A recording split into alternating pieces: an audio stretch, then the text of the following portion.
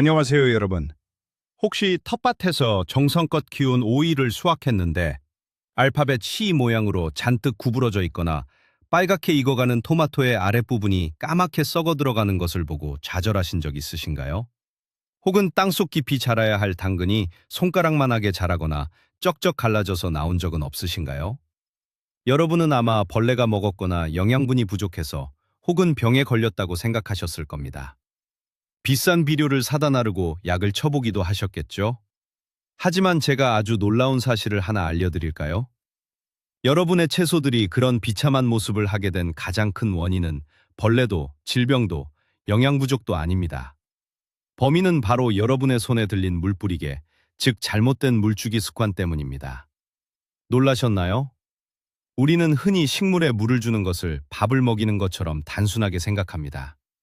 흙이 마른 것 같으면 물을 주고 날이 더우면 시원하라고 한 번 더 뿌려주고 나죠. 하지만 채소들에게 물주기란 생존과 직결된 아주 정밀하고 과학적인 과정입니다. 오늘 이 영상에서는 우리가 무심코 저지르는 치명적인 물주기 실수들이 어떻게 식물을 망치는지, 그리고 언제 어떻게 물을 주어야 풍성하고 건강한 채소를 수확할 수 있는지 그 놀라운 비밀을 모두 공개하겠습니다. 이 영상을 끝까지 보시면 여러분은 더 이상 농망주가 아닌 진정한 금손 텃밭 마스터로 거듭나게 될 것입니다. 자, 그럼 물주기의 진실을 향해 출발해 볼까요? 본격적인 이야기를 시작하기 전에 우리가 키우는 채소들의 출신 성분을 잠깐 짚고 넘어갈 필요가 있습니다. 여러분, 우리가 텃밭에서 기르는 토마토, 오이, 당근 같은 채소들은 사실 야생에서 혹독한 환경을 견디며 자라던 식물들을 인간이 입맛에 맞게 개량한 것입니다. 수백 년, 수천 년에 걸쳐 크고 달콤하고 수분이 많은 열매를 맺도록 변형되었죠. 야생의 식물들은 비가 오지 않으면 스스로 뿌리를 땅속 깊은 곳까지 뻗어 지하수를 찾아내는 엄청난 생존력을 가지고 있습니다. 하지만 인간의 보호 아래 자라게 된 현대의 채소들은 일종의 온실 속 화초처럼 변해버렸습니다. 인간이 규칙적으로 물을 주고 비료를 주기 때문에 스스로 물을 찾으려는 노력을 덜하게 된 것이죠. 특히 열매 채소들은 수분을 엄청나게 필요로 합니다. 토마토 하나를 키워내기 위해 식물은 잎에서 증산작용을 하며 끊임없이 땅속에 물을 퍼올려야 합니다. 그런데 여기서 문제가 발생합니다. 식물은 물을 통해 흙 속의 영양분을 흡수하고 물을 통해 체온을 조절하며 물을 통해 세포를 팽창시켜 열매를 키웁니다. 즉, 물의 공급이 조금만 불규칙해져도 식물의 체내 시스템 전체에 엄청난 혼란이 온다는 뜻입니다. 우리가 무심코 하루 물주기를 건너뛰거나 반대로 너무 많은 물을 주어 뿌리를 숨막히게 할 때 채소들은 말 못하는 고통 속에서 기형적인 열매를 만들어내며 우리에게 구조 신호를 보내고 있는 것입니다. 이제 그 구조 신호들을 하나하나 해석해 보겠습니다. 첫 번째로 토마토 이야기를 해보겠습니다. 토마토를 키우다 보면 열매의 맨 아래쪽 엉덩이 부분이 까맣게 타들어가듯 썩는 현상을 흔히 봅니다. 이를 배꼽썩은병이라고 부릅니다. 많은 분이 이것을 보고 칼슘 부족이라고 생각해서 부랴부랴 칼슘 비료를 흙에 잔뜩 뿌립니다. 하지만 진실은 다릅니다. 흙 속에는 이미 칼슘이 충분히 들어있는 경우가 많습니다. 문제는 그 칼슘을 토마토 열매 끝까지 배달해줄 물이 부족하거나 불규칙했다는 것입니다. 칼슘은 식물 체내에서 물을 타고 이동하는 아주 무거운 영양소입니다. 물이 뿌리에서 흡수되어 줄기를 타고 열매까지 올라가야 하는데 흙이 너무 바짝 말라버리면 이 배달 시스템이 완전히 멈춰버립니다. 식물은 물이 부족해지면 생존을 위해 열매로 가는 수분을 차단하고 잎을 살리는 데 집중합니다. 결국 칼슘 배달을 받지 못한 토마토 열매의 끝부분은 세포벽이 무너지면서 까맣게 썩어버리는 것이죠. 며칠 뒤에 미안한 마음에 물을 흠뻑 주더라도 이미 썩어버린 배꼽은 되돌릴 수 없습니다. 따라서 토마토 배꼽 썩은 병을 막는 핵심은 값비싼 영양제가 아니라 흙의 습도를 항상 일정하게 유지해주는 규칙적인 물주기라는 것을 꼭 기억하셔야 합니다. 두 번째 역시 토마토의 비극입니다. 이번에는 다 익어가는 토마토가 쩍쩍 갈라지는 열과 현상입니다. 껍질이 터져버리면 상품성도 떨어지고 벌레가 꼬이거나 곰팡이가 피기 쉽죠. 이 현상은 비가 오랫동안 오지 않는 가뭄 끝에 갑자기 폭우가 쏟아지거나 물을 며칠 굶기다가 한 번에 왕창 주었을 때 발생합니다. 가뭄이 지속되면 토마토 열매는 물 부족에 적응하기 위해 성장을 멈추고 껍질을 두껍고 단단하게 만듭니다. 수분 증발을 막기 위한 방어 기제죠. 그런데 이때 갑자기 많은 양의 물이 뿌리를 통해 확 쏟아져 들어오면 어떻게 될까요? 열매 안쪽의 과육은 물을 머금고 엄청난 속도로 팽창하려고 하지만 이미 단단해진 껍질은 그 팽창 속도를 따라가지 못합니다. 결국 풍선에 공기를 너무 많이 넣으면 터지듯이 토마토 껍질이 내부 압력을 견디지 못하고 쩍 갈라져 버리는 것입니다. 이를 방지하기 위해서는 흙이 완전히 사막처럼 메마르기 전에 미리미리 물을 주어 토마토가 급격한 수분 변화를 겪지 않도록 환경을 안정시켜주는 것이 가장 중요합니다. 세 번째는 텃밭의 인기쟁이 오이입니다. 곧고 길쭉하게 자라야 할 오이가 어느 날 보니 한쪽으로 심하게 휘어져서 동그랗게 말리고 있는 것을 발견할 때가 있습니다. 왜 오이는 구부러지는 걸까요? 이것도 수분 스트레스와 직결되어 있습니다. 오이는 전체 무게의 90% 이상이 물로 이루어져 있을 만큼 물을 사랑하는 작물입니다. 뿌리도 땅속 깊이 들어가지 않고 표면 근처에 넓게 퍼져 있어서 수분 변화에 아주 민감하죠. 오이가 자라는 동안 흙이 건조해지면 오이는 심각한 생존의 위협을 느낍니다. 수분이 부족해지면 세포 분열이 정상적으로 일어나지 않는데 열매의 수분이 부족해진 쪽은 성장을 멈추고 수분이 그나마 남아있는 반대쪽만 성장을 계속하게 됩니다. 한쪽만 자라고 한쪽은 멈춰버리니 당연히 바나나처럼 구부러질 수밖에 없는 것이죠. 또한 수분 부족은 꽃가루 바지 과정을 방해하여 씨앗이 고르게 생기지 않게 만들고 씨앗이 없는 쪽에 과육이 자라지 못해 오이가 기형적으로 변하기도 합니다. 굽은 오이를 보셨다면 그것은 오이가 목이 말라 죽겠다는 아주 강력한 아우성이라는 것을 알아채셔야 합니다. 네 번째 비밀도 오이와 관련이 있습니다. 정성껏 키운 오이를 한 입 베어 물었는데 너무 써서 뱉어버린 경험 있으신가요?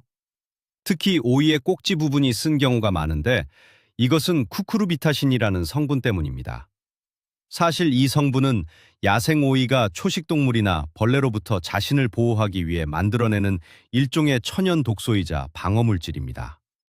개량된 현대의 오이는 평소에는 이 쓴맛 물질을 거의 만들어내지 않습니다. 하지만 오이가 극심한 스트레스를 받으면 생존 본능이 깨어나면서 스스로를 보호하기 위해 이 쓴맛 성분을 마구 뿜어내게 됩니다. 그리고 오이에게 가장 흔하고 치명적인 스트레스가 바로 가뭄, 즉 물 부족입니다. 뜨거운 태양 아래에서 물 한 모금 마시지 못한 오이는 언제 죽을지 모른다는 공포감에 휩싸여 쓴맛을 열매 전체로 퍼뜨립니다. 게다가 물이 부족한 상태에서 물을 줄 때 온도가 너무 차가워도 뿌리가 깜짝 놀라 스트레스를 받아 쓴맛이 생길 수 있습니다. 쓴맛 없는 달콤하고 아삭한 오이를 원하신다면 흙 표면이 마르기 시작할 때 잊지 말고 제때 물을 챙겨주셔야 합니다. 다섯 번째는 땅 속의 보물, 당근입니다. 당근을 수확할 때 기대에 부풀어 땅을 파보았는데 곧고 매끄러운 당근이 아니라 잔뿌리가 수염처럼 덥수룩하게 나 있거나 두세 갈래로 다리가 찢어진 괴상한 당근이 나온 적이 있나요? 이건 100% 물주기의 실패입니다. 당근은 씨앗에서 싹이 트고 초반에 물을 어떻게 주느냐에 따라 평생의 모양이 결정됩니다. 씨앗을 뿌리고 겉흙이 마르지 않게 매일 찔끔찔끔 물을 주게 되면 당근의 뿌리는 물을 찾아서 땅속 깊은 곳으로 파고 내려갈 필요를 느끼지 못합니다. 어차피 흙 표면에 물이 항상 있으니까요. 그래서 메인 뿌리가 밑으로 뻗지 않고 표면 근처에서 옆으로 겹뿌리들을 마구 뻗어내며 기형적으로 변하는 것입니다. 반대로 초기에는 물을 잘 주다가 당근이 굵어지는 시기에 가뭄이 들어 흙이 단단하게 굳어버리면 당근이 흙을 뚫고 나가지 못해 성장이 멈추고 잔뿌리만 내리게 됩니다. 당근을 예쁘게 키우려면 발아할 때까지만 겉흙을 촉촉하게 유지하고 싹이 난 후에는 겉흙이 충분히 마를 때까지 기다렸다가 한 번에 깊숙이 듬뿍 물을 주어야 합니다. 그래야 당근이 물을 찾아 땅속 깊은 곳까지 직진하며 튼튼하고 길쭉하게 자라납니다. 여섯 번째, 이제 언제 물을 주어야 하는지 타이밍의 비밀을 파헤쳐 보겠습니다. 농사를 오래 지으신 분들이 입을 모아 하시는 말씀이 있습니다. 물은 해가 뜨기 전 이른 아침에 주어라. 이것은 절대적인 진리입니다. 아침에 물을 주어야 하는 과학적인 이유가 있습니다. 식물은 해가 뜨고 광합성을 시작할 때 가장 많은 수분을 필요로 합니다. 태양 에너지를 받아 영양분을 만들기 위해 뿌리에서부터 잎까지 물을 쫙 끌어올려야 하죠. 아침 일찍 흙을 촉촉하게 적셔주면 식물은 하루 종일 사용할 수 있는 충분한 식수를 확보하게 됩니다. 또한 아침에 물을 주면 잎이나 줄기에 묻은 물방울들이 한낮의 따뜻한 햇살과 바람에 의해 자연스럽게 마르기 때문에 곰팡이균이 번식할 틈이 없습니다. 식물도 우리처럼 아침에 일어나서 상쾌하게 물 한 잔을 마시고 하루를 시작할 때 가장 건강하고 활기차게 자랄 수 있다는 사실, 이제 이해가 되시나요? 내일 아침부터는 알람을 조금 일찍 맞추고 텃밭에 나가보시는 것을 강력하게 추천해드립니다. 7번째. 그렇다면 늦은 저녁이나 밤에 물을 주는 것은 어떨까요? 낮에 덥고 목말랐을 테니 밤에 시원하게 주면 좋지 않을까 생각하기 쉽지만 이것은 텃밭을 망치는 아주 치명적인 실수 중 하나입니다. 저녁에 물을 주면 밤새도록 흙과 식물의 잎이 축축하게 젖어 있게 됩니다. 해가 없으니 물이 증발하지 않기 때문이죠. 이렇게 어둡고 습한 환경은 누구에게 가장 좋은 놀이터가 될까요? 맞습니다. 바로 각종 곰팡이와 병원균들입니다. 흰가루병, 잿빛 곰팡이병, 탄저병 같은 무서운 식물 질병들은 대부분 축축한 밤의 환경에서 번식하여 식물로 침투합니다. 특히 잎에 물을 잔뜩 뿌려놓고 밤을 보내는 것은 식물에게 감기 바이러스를 잔뜩 묻혀놓고 추운 밖에서 재우는 것과 같습니다. 퇴근하고 와서 저녁에만 시간이 나신다면 어쩔 수 없겠지만 가급적 잎에는 물이 닿지 않게 흙에만 조심스럽게 주셔야 하며 밤사이 흙이 너무 과습하지 않도록 물의 양을 아침보다 조금 줄여서 주시는 지혜가 필요합니다. 8번째. 한낮에 물을 주면 안 된다는 전설적인 미신 하나를 깨부숴 보겠습니다. 많은 분이 뜨거운 대낮에 식물의 잎에 물을 주면 물방울이 볼록렌즈 역할을 해서 햇빛을 모아 잎을 새카맣게 태워버린다고 굳게 믿고 계십니다. 하지만 과학자들의 연구 결과 이것은 대부분 사실이 아닌 것으로 밝혀졌습니다. 잎에 맺힌 물방울은 렌즈 효과를 내기 전에 열기에 의해 증발해버립니다. 진짜 문제는 다른 곳에 있습니다. 한낮에 잎이 타들어가는 진짜 이유는 흙 속에 수분이 부족해서 식물이 증산작용을 멈췄기 때문입니다. 식물은 잎에서 물을 증발시키며 체온을 식히는데 물이 없으면 열사병에 걸려 잎이 타버리는 것이죠. 한낮에 물을 주는 것이 비효율적인 진짜 이유는 물이 흙으로 스며들어 뿌리에 닿기도 전에 뜨거운 열기 때문에 공기 중으로 절반 이상 증발해버리기 때문입니다. 애써 물을 주어도 낭비만 될 뿐이죠. 하지만 만약 화분의 흙이 완전히 말라 식물이 푹 꺾여 죽어가고 있다면 대낮이라도 당장 시원한 물을 응급처치로 주어야 살릴 수 있습니다. 볼록렌즈 미신 때문에 죽어가는 식물을 저녁까지 방치하는 일은 없어야 합니다. 9번째 비밀은 바로 흙의 종류에 관한 이야기입니다. 물을 언제 얼마나 주어야 하는지에 대한 정답은 여러분의 텃밭 흙이 어떤 종류인지에 따라 완전히 달라집니다. 여러분의 흙은 모래가 많은 사질토인가요? 아니면 진흙처럼 끈적한 점질토인가요? 사질토는 물 빠짐이 매우 빠릅니다. 물을 주면 그 즉시 쑥쑥 밑으로 빠져나가죠. 이런 흙은 과습의 위험은 적지만 금세 말라버리기 때문에 물을 자주 조금씩 주어야 합니다. 반대로 점토질 흙은 아주 미세한 입자들이 단단하게 뭉쳐 있어서 스펀지처럼 물을 오랫동안 머금고 있습니다. 물을 한 번 주면 며칠이 지나도 속흙은 축축한 상태를 유지하죠. 이런 진흙밭에 사질토처럼 매일 물을 주었다가는 일주일도 안 되어 식물 뿌리가 질식해서 다 썩어버릴 것입니다. 물주기의 기술을 마스터하려면 먼저 손으로 내 텃밭의 흙을 꽉 쥐어보세요. 물기가 있을 때 찰흙처럼 잘 뭉쳐지면 점토질, 스르르 부서지면 사질토입니다. 대부분의 작물이 좋아하는 흙은 이 두 가지가 적당히 섞이고 퇴비가 풍부한 양질토입니다. 흙의 성질을 파악하는 것이 물주기 스케줄을 짜는 첫걸음입니다. 10번째로 넘어가 볼까요? 가장 원초적이면서도 전 세계 모든 농부와 식물 전문가들이 사용하는 최고의 습도 측정 장비를 소개해 드리겠습니다. 수만 원짜리 전자수분계냐고요? 아닙니다. 바로 여러분의 손가락입니다. 일명 손가락 찔러보기 테스트는 실패할 확률이 거의 없는 완벽한 방법입니다. 초보자분들은 겉흙이 하얗게 마른 것만 보고 깜짝 놀라 물을 들이붓습니다. 하지만 여름철 한낮의 태양 아래서는 30분만 지나도 겉흙 1cm는 바짝 마릅니다. 하지만 그 속은 어떨까요? 두 번째 손가락을 흙 속에 5cm에서 10cm 정도 푹 찔러 넣어 보세요. 손끝에 축축한 냉기가 느껴지거나 흙이 손가락에 새카맣게 묻어나온다면 절대 물을 주어서는 안 됩니다. 식물의 밥상에는 아직 물이 충분하다는 뜻이니까요. 반대로 손가락을 깊게 찔러 넣었는데도 먼지처럼 보송보송하고 따뜻한 느낌만 든다면 그때가 바로 물을 흠뻑 주어야 할 완벽한 타이밍입니다. 눈으로 겉만 보지 말고 반드시 손가락을 넣어 흙 속의 진짜 상황을 진단하는 습관을 들이셔야 합니다. 11번째는 물을 주는 방법에 대한 혁명, 바로 깊고 드물게 주기의 법칙입니다. 많은 분이 매일 아침 샤워기를 들고 텃밭 전체에 5분 정도 물을 휙휙 뿌리고 지나갑니다. 잎은 반짝거리고 흙은 젖어 보이니 기분이 좋죠. 하지만 이것은 최악의 물주기 방식입니다. 겉흙만 살짝 젖는 얕은 물주기를 반복하면 식물에 뿌리는 물을 마시기 위해 위로만 몰려듭니다. 땅속 깊은 곳은 메말라 있으니까요. 이렇게 자란 식물은 얕은 뿌리 때문에 비바람에 쉽게 쓰러지고 하루만 물을 주지 않아도 말라 죽고 맙니다.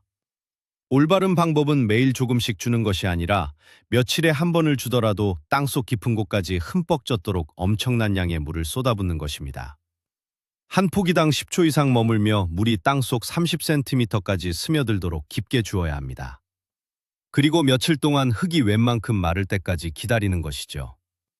이렇게 물을 고문하듯 깊고 드물게 주면 식물은 물을 찾아 스스로 뿌리를 땅속 아주 깊숙한 곳까지 필사적으로 뻗어내립니다.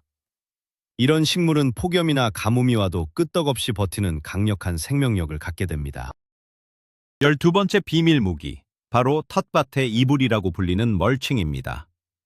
아무리 물을 잘 주어도 한여름의 뙤약볕 아래에서는 수분이 증발하는 것을 막을 방리가 없습니다. 이때 필요한 것이 바로 흙의 표면을 덮어주는 작업, 즉 멀칭입니다. 지피나 마른 풀, 낙엽 혹은 농업용 비닐로 식물 주변의 흙을 덮어주세요. 이 얇은 이불 하나가 만들어내는 기적은 엄청납니다. 먼저 햇빛을 차단하여 흙 속의 수분이 공기 중으로 날아가는 것을 완벽하게 막아줍니다. 멀칭을 하면 물을 주는 횟수를 절반 이하로 줄일 수 있습니다. 또한 직사광선으로부터 흙을 보호하여 한낮에 흙의 온도가 끓는 점 가까이 올라가 뿌리가 익어버리는 것을 막아줍니다.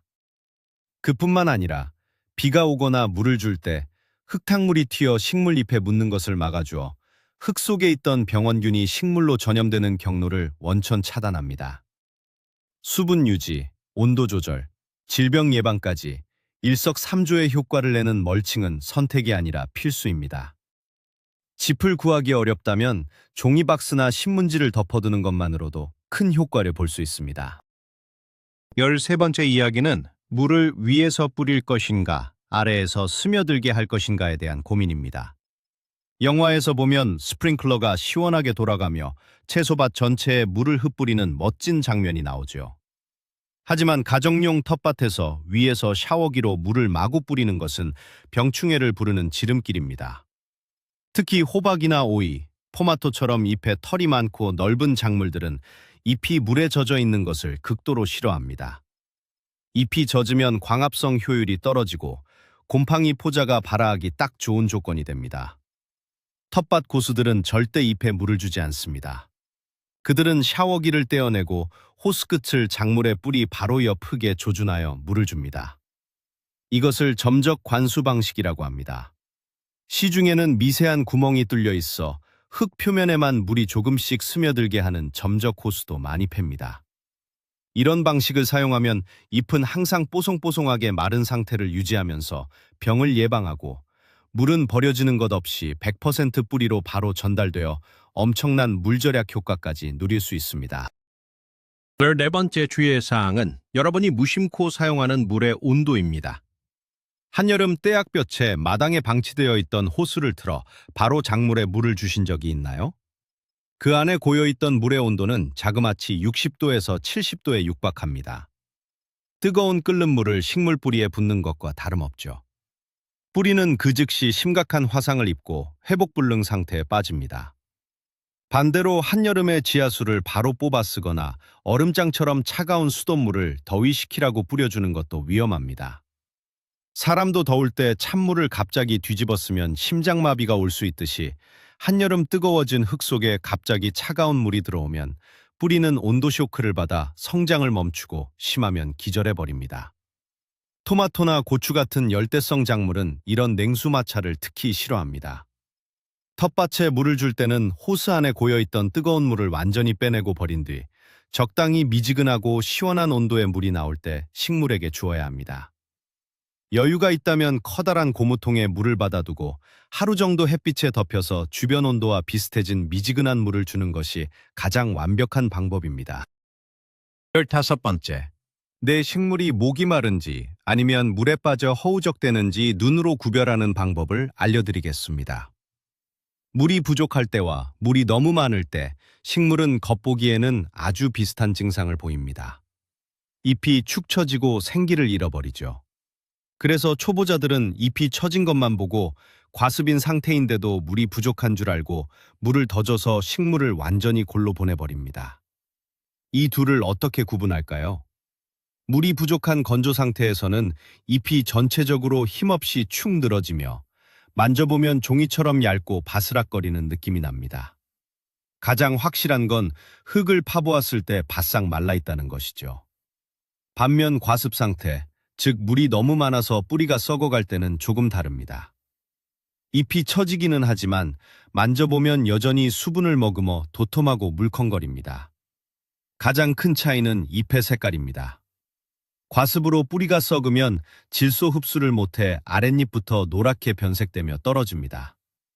흙을 파보면 시궁창 냄새나 썩은 흙 냄새가 진동을 하죠. 잎이 시들었다고 무조건 호수부터 들이대지 마시고 잎의 색깔과 촉감, 그리고 흙의 냄새를 맡아 정확한 진단을 내리는 의사가 되셔야 합니다. 16번째. 작물이 자라는 시기에 따른 물주기 전략입니다.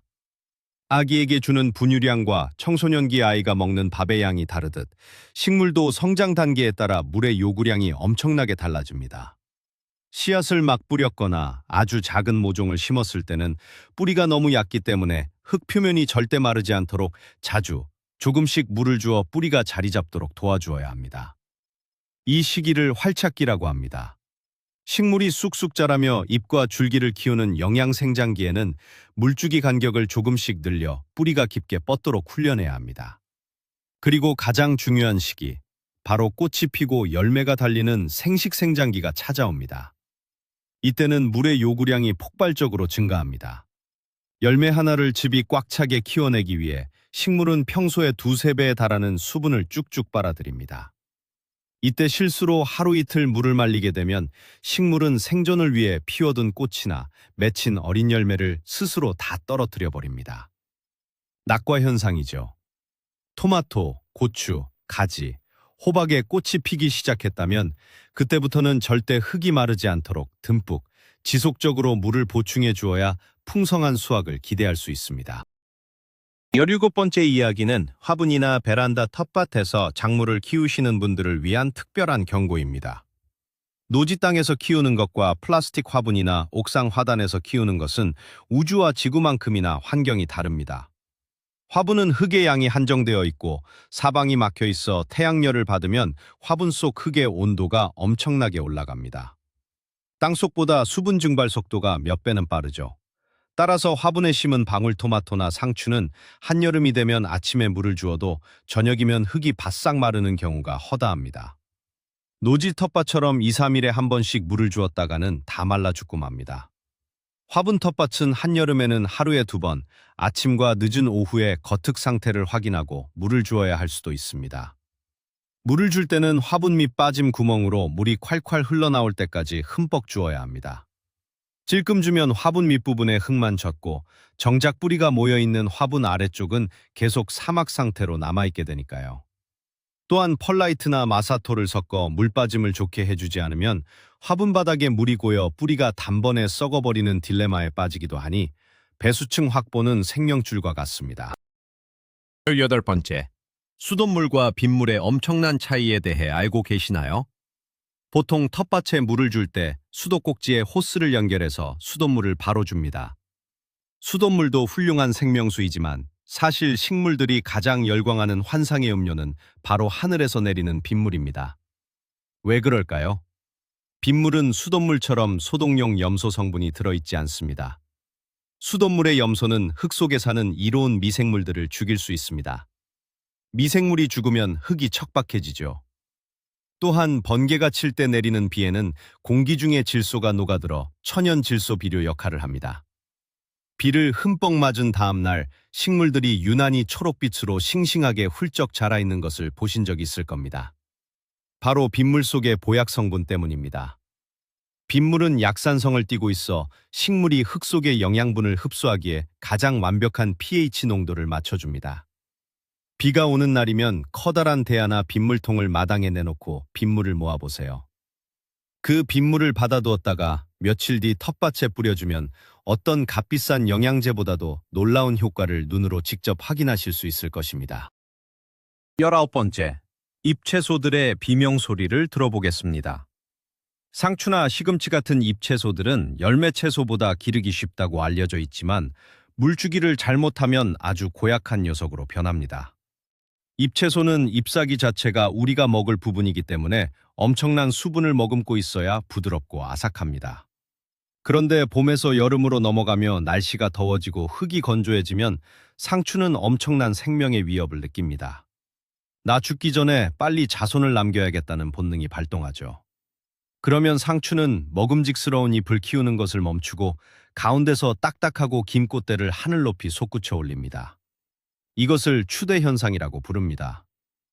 꽃대가 올라온 상추는 모든 에너지를 씨앗을 만드는 데 쏟아붓기 때문에 잎이 질겨지고 흰색 유액이 나오면서 사람이 먹을 수 없을 정도로 엄청나게 쓴맛이 나게 됩니다. 부드럽고 달콤한 쌈채소를 오래오래 수확해서 드시고 싶다면 흙 표면이 너무 마르기 전에 자주 충분히 물을 주어 상추가 자신이 위협받고 있다는 사실을 눈치채지 못하게 아주 편안한 환경을 속여서 만들어 주어야 합니다. 마지막 20번째. 가장 바보 같은 짓은 달력과 시계에 맞춰서 물을 주는 것입니다. 매주 수요일과 토요일 아침 7시에 물을 주기로 정해놓고 기계적으로 물을 주는 분들이 있습니다. 식물은 로봇이 아닙니다. 식물이 물을 소모하는 양은 그날의 기온, 햇빛의 강도, 특히 바람의 세기에 따라 수십 배까지 차이가 납니다. 기온이 높지 않아도 바람이 세게 부는 날이면 식물은 엄청난 양의 수분을 증발시킵니다. 반대로 흐리고 습한 날은 물을 거의 마시지 않죠. 어제 비가 왔는데 달력에 수요일이라고 적혀 있다고 또 호스를 들고 나가 물을 주는 것은 식물을 죽이겠다는 것과 같습니다. 진정한 텃밭 마스터는 일기예보를 매일 확인합니다. 내일 비가 많이 온다면 오늘 흙이 조금 말랐어도 물 주는 것을 하루 참아야 합니다. 반대로 주말에 폭염과 강풍이 예고되어 있다면 미리 전날 흙이 깊은 곳까지 젖도록 물을 든든하게 채워두어야 합니다. 규칙적인 스케줄을 버리세요. 대신 매일 아침 텃밭에 나가 식물의 잎을 만져보고 흙을 찔러보고 하늘을 올려다보세요. 식물과 자연의 대화에 귀를 기울이는 것, 그것이 물주기의 마지막이자 가장 위대한 비밀입니다. 여러분, 오늘 우리는 단순해 보였던 물주기라는 행동 뒤에 숨겨진 엄청나고 놀라운 과학적 진실들을 함께 살펴보았습니다. 구부러진 오이, 썩어버린 토마토, 쩍쩍 갈라진 당근은 결코 여러분의 텃밭에 내린 저주나 질병이 아니었습니다. 그것은 그저 물을 너무 많이 혹은 너무 얕게 아니면 잘못된 시간에 주었던 우리의 작은 실수들이 쌓여 만들어낸 슬픈 결과물이었을 뿐입니다. 아침 일찍 깊고 충분하게 물을 주는 습관, 겉흙이 아닌 속흙을 확인하는 손가락의 지혜, 그리고 한낮과 밤의 위험한 물주기를 피하는 것만으로도 여러분의 텃밭은 눈부시게 변화할 것입니다. 이 작은 비밀들을 실천하는 순간 여러분의 작물들은 튼튼한 뿌리를 깊이 내리고 병충해를 이겨내며 올여름 쏟아질 듯 풍성하고 건강한 수확의 기쁨으로 여러분에게 보답할 것입니다. 식물은 주인의 발걸음 소리를 듣고 자란다는 옛말이 있습니다. 그 발걸음 끝에 항상 올바른 물주기가 함께하기를 응원하겠습니다. 오늘 영상이 여러분의 텃밭 농사에 큰 도움이 되셨다면 지금 바로 구독과 좋아요를 꾹 눌러주시고 알림 설정까지 부탁드립니다. 여러분은 텃밭을 가꾸시면서 물주기 때문에 겪었던 가장 황당하거나 속상했던 에피소드가 있으신가요? 혹은 여러분만의 특별한 물주기 비법이 있다면 아래 댓글로 꼭 남겨주세요. 여러분의 소중한 경험이 다른 초보 농부님들에게는 가뭄의 단비 같은 정보가 될 것입니다. 긴 영상 끝까지 시청해 주셔서 진심으로 감사합니다. 다음번에도 텃밭을 푸르게 물들일 더 유익하고 놀라운 꿀팁으로 찾아오겠습니다.